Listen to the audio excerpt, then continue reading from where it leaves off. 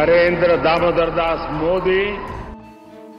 ভারতের প্রধানমন্ত্রী নরেন্দ্র মোদীর শপথ গ্রহণ অনুষ্ঠানের একটি রহস্যজনক ভিডিও ইতোমধ্যে সামাজিক যোগাযোগ মাধ্যমে ভাইরাল হয়েছে।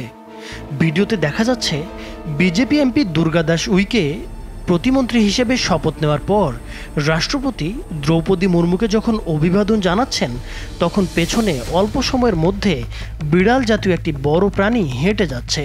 একটু পরে প্রাণীটিকে আবার ফিরেও আসতে দেখা যায়। তবে প্রাণীটিকে দেখতে কোনোভাবেই পোষা কুকুর বা বিড়াল বলে মনে হচ্ছে না।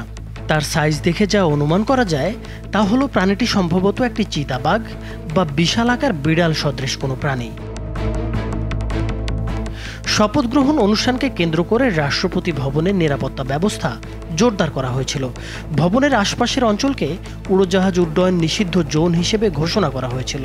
অনুষ্ঠানে দেশ বিদেশের প্রায় ৮,০০০ অতিথি উপস্থিত ছিলেন প্রতিবেশী কয়েকটি দেশের সরকার ও রাষ্ট্রপ্রধানও।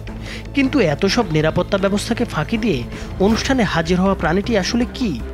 সামাজিক মাধ্যমে ভিডিওটি ছড়িয়ে পড়লে একজন মন্তব্য করেন, এটি চিতাবাঘ নাকি বিশালাকার সাধারণ বিড়াল নাকি কুকুর। ভিডিও ক্লিপটিতে দেখতে পাওয়া প্রাণীটির সঙ্গে বন্যপ্রাণীর হাঁটার অনেক মিল রয়েছে বলে অনেকেই দাবি করেন। কেউ আবার মন্তব্য করেন এটি সম্ভবত কারসাজি করে বানানো হয়েছে। ওয়ালটন এসিতে ইনস্টলেশন একদম ফ্রি। তবে ঘটনার পরের দিন একটি এক্স বার্তায় দিল্লি পুলিশ জানিয়েছে, বন্য প্রাণী বলে দাবি করা প্রাণীটি আসলে একটি পোষা বিড়াল।